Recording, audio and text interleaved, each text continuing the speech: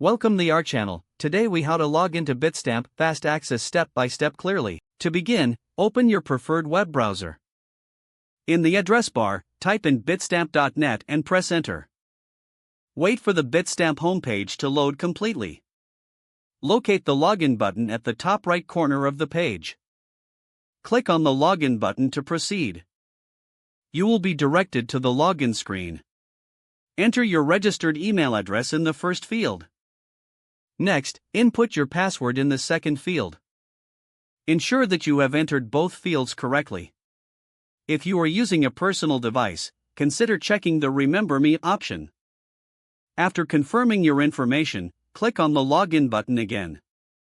If you have enabled two-factor authentication, you'll be prompted for a code. Open your authentication app or check your email for the code. Enter the code in the designated field and click Submit. Once verified, you will be directed to your Bitstamp account dashboard. Congratulations, you are now logged into Bitstamp. You're ready to begin trading or managing your account. If the page does not load, refresh the browser or try again in a private or incognito window.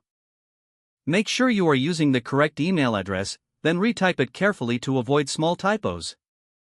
If your password is not accepted, use the reset option and create a new strong password you can remember. Check your spam folder for verification or security emails, then complete any requested confirmation steps.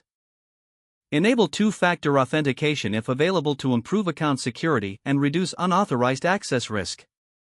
After signing in, review your profile details so your contact information and settings are accurate and current. If you see an error message, note it down and try again after restarting your device and internet connection. Log out when you finish, especially on shared devices, to keep your account and payment information secure. If the page does not load, refresh the browser or try again in a private or incognito window. Make sure you are using the correct email address, then retype it carefully to avoid small typos.